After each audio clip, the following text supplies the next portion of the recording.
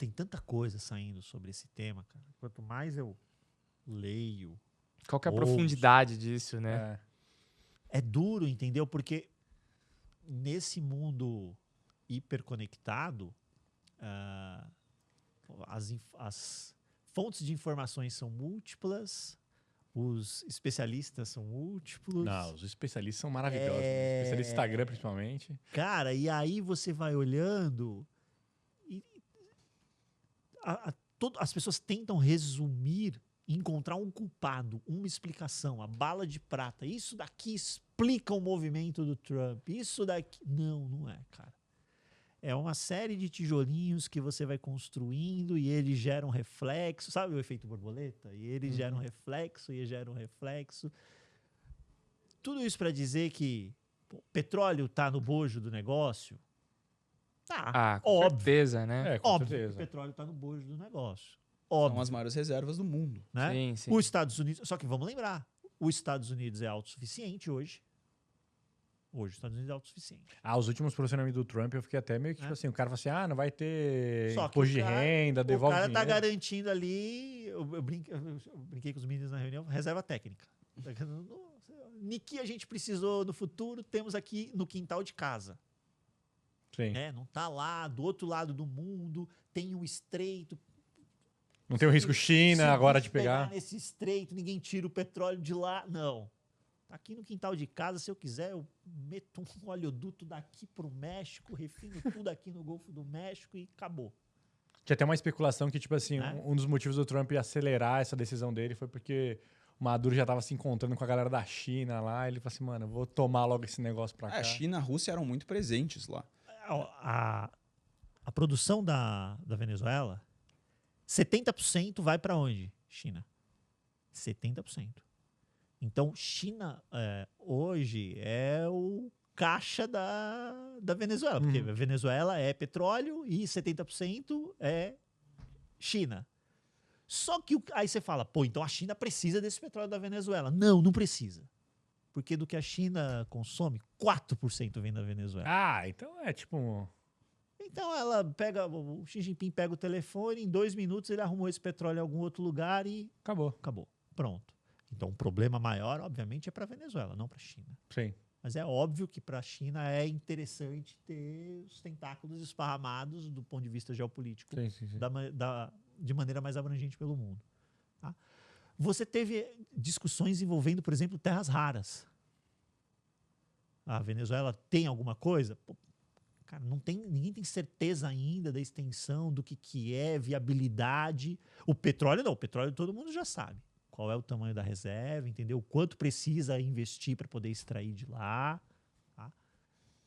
Enfim, os impactos que isso daí vão ter, acho que nesse primeiro momento, tem essa questão que o Evandro muito bem colocou, discussão. O que vai acontecer com o preço do petróleo? Putz, o Goldman Sachs colocou que na cabeça dele vem para 55, talvez tanto o Goldman Sachs quanto o Evandro sejam corretos. No curto prazo venha para 55 mesmo, venha para 50, mas depois esse negócio ande lá para frente. Pode ser que os dois acertem, cada um no seu lapso temporal. Né? Mas fato é que, se isso acontece, por exemplo, tem uma turminha que com petróleo a 50, a operação é inviável. Ele quebra. Parte dessa turma, quem é? É o Shale, a indústria americana. Não vai ser do Permiano. Que pode apresentar um declínio nos próximos anos. O Shale, indústria americana. A indústria americana, um pedaço dela, com petróleo num patamar muito baixo, inviabiliza o negócio. Aí vai ter que ficar andando de lado para não morrer. Não é rentável. Basicamente, então, olha que interessante. Você pensa que é quase que uma profecia autorrealizável. Eu posso ter problema com a parte da minha indústria se esse petróleo fica muito barato, então eu preciso encontrar uma fonte em que ela seja economicamente viável, mesmo com o petróleo mais barato. Eu tenho aqui na Venezuela, garantir. Olha, o petróleo ficou mais barato. Viu como foi bom ter essa fonte aqui? Sim. Acho que tem essa teoria. Tem uma questão de refino, né? Que você tem que ver que as refinarias dos Estados Unidos, elas são mais voltadas ao refino de petróleo pesado. Tá? Nem todo petróleo é feito de maneira equivalente. Então você tem o barril do Brent e o WTI, né, que é o West Texas International, cotado na Bolsa Internacional. Mas na prática, as empresas elas não negociam em linha com o Brent. Normalmente tem um ágio ou um deságio. E esse ágio ou deságio, ele vai ser determinado pela densidade do petróleo, que você mensura pelo API, pela viscosidade, então quanto mais viscoso, mais difícil de você transportar, e pelo nível de enxofre. Então quanto mais sulfuroso, quanto mais enxofre tiver esse petróleo, maior é o custo de processamento, porque você tem mais corrosão. Tá? Mais instável você extrair o petróleo? Desculpa, como? É tipo mais instável para extrair o petróleo, é isso? É mais custoso, porque ele corrói mais o equipamento. Entendi. Então, o petróleo de melhor qualidade, por exemplo, a Arábia Saudita, que tem o que nós chamamos de sweet crude, ela tem um petróleo de baixa viscosidade, com alto grau de API, ou seja, ele é pouco denso, então fácil de refinar, e baixo nível de enxofre. Então, um petróleo perfeito. Você faz um furo, sai petróleo, o custo de extração é muito baixo. Então, a Arábia Saudita consegue lucrar, a Saudi Aramco, por exemplo, consegue lucrar com petróleo a 50. Agora, vários players da bacia do Permiano nos Estados Unidos já não. E o impacto que eu vejo mais direto da Venezuela é possivelmente no preço do petróleo. Nós vamos ter uma oferta maior, possivelmente no longo prazo. Qual que é a questão? Isso vai requerer décadas e bilhões de dólares em investimento. O petróleo da Venezuela ele é de baixa qualidade. E o custo de extração lá também é elevado. Não é fácil você extrair petróleo na Venezuela. Então você vai precisar atrair mão de obra qualificada. Tá? Eu tenho um amigo que ele é subsea, ele trabalha na Guiana, Georgetown. Bruno Schuster, um abraço para ele, inclusive. E a Venezuela, inclusive, queria invadir a Guiana. O petróleo ele não respeita a fronteira. Não respeita fronteiras. Tá lá de baixo. Para você atrair, a turma da Guiana tá puxando. Para você atrair um cara desse nível, tá? Para extrair petróleo na Venezuela, você vai ter que pagar muito para um cara desse. Então, atrair capital intelectual que consiga extrair petróleo bem, vai ser difícil. Você vai requerer bilhões de investimento. O petróleo, ele não é o mesmo petróleo que nós extraímos no pré-sal, por exemplo, que é de melhor qualidade.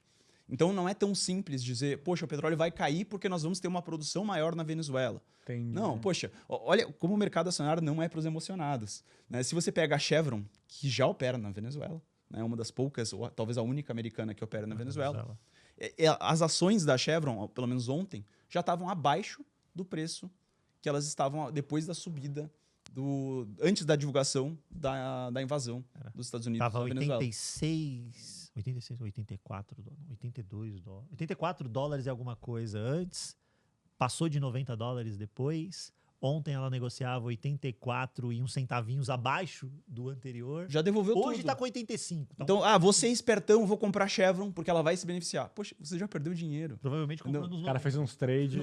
Fez uns trades, não fez o cálculo. Quanto que é o custo de extração da Chevron lá, sabe? Sim. Quanto que ela paga de royalty? Você tem que entender cada negócio no Unit Economics, né? Quanto que cada barril custa, quanto que ele consegue vender, quanto que ele paga de royalty sobre a receita, quanto que ele gasta em despesas operacionais. Se você não souber isso, você não deveria investir numa empresa de petróleo. Não, gente, gato escaldado, né, gente? É a Venezuela. Em 2007, a Venezuela estatizou quem estava lá e não pagou. Então você imagina que você tem uma casa aqui, aí o governo vai construir alguma coisa e ele tem que fazer o quê? Te desapropriar, ele tem que te pagar, mas ele não te pagou nada.